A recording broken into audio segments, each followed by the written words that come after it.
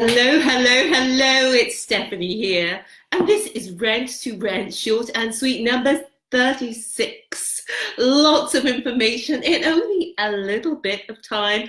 We're here answering your questions live and direct, and today's question is from BK, who asked this question on our Rent to Rent Success YouTube channel, and BK's question is a good one. It is, great video, how do you account for gas, electricity and water?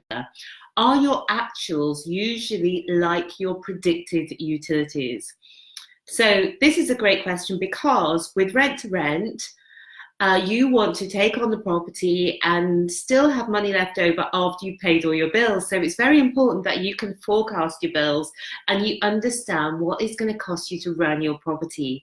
So the video that BK commented on is number 34, which was all about the costs of management, maintenance and void. So you can watch that one after this one, and I put the link below. So for this one, BK is interested to know how much do the utilities cost in HMOs, and are we good at predicting? So first of all, I'm going to go through it. We are good at predicting because we always predict higher than what we think the actual costs are going to be, because at the beginning when we're making those forecasts, we want to make sure that whatever happens, that the utilities are unlikely to be above that. So let me start this off by saying some of the main things to look for when you're going to take on a rent-to-rent property is that it's got standard setup. So by that I mean that it's got gas central heating, it's got double glazing, and it's got normal water supply and not a metered water supply. If it has a metered water supply, the water costs are much different and much more expensive usually, especially for an HMO. If it doesn't have gas central heating, if it's got electric or other mechanisms, then the heating costs are going to be different, so you'll need to investigate that differently. And that's it really. Those are the ones that we normally look out for. So number one, gas. So what we do, and we've mapped this out now against loads of HMOs, so we know that this is on point. So we allow £75 a month for gas and £75 a month for electricity. And we haven't had any of our, for an HMO between 4 to 6 bedrooms. Majority of HMOs we see are between 4 and 6 bedrooms, and so that is an amount that we allow for between 4 and 6 bedrooms. If you're going higher, you'll need to scope it up.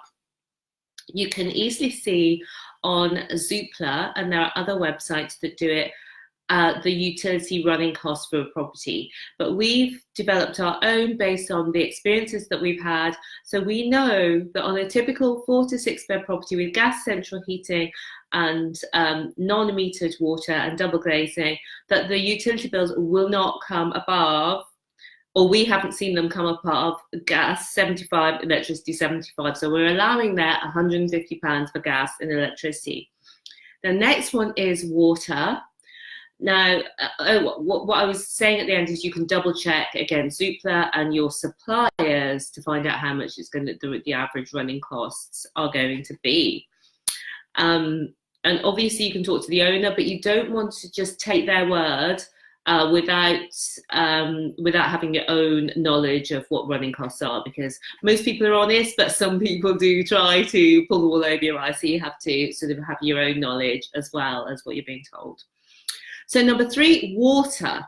So for us, we allow for a non-metered water supply, £60 a month. You can actually go onto your water supplier's website and find out how much it will be, the exact amount for you, for your location. Council tax, again, we go onto the council website, we can put in the postcode and it will tell us how much the council tax is. You will be able to do that as well for your area. So you will know for sure your council tax. You'll have a good idea for your water, your gas, and electricity. And if you just want to use the figures I've given you, that'll give you something to use in the deal analyzer.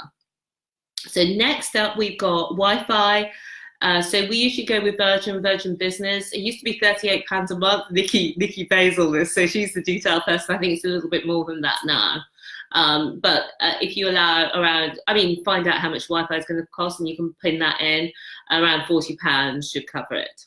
Then you've got your TV license, usually that's £13 a month, and we supply a TV for the communals. If people want TVs for the bedrooms, they need to supply their own licenses, and we let them know that. So you can see there we've got gas and electricity, £150, water, £60, that's £210, and then council tax is going to vary depending on your area. Then you've got Wi-Fi, and then you've got TV. So those are your utility costs. A good rule of thumb is to allow £100 per person, £100 per person per month for the bills.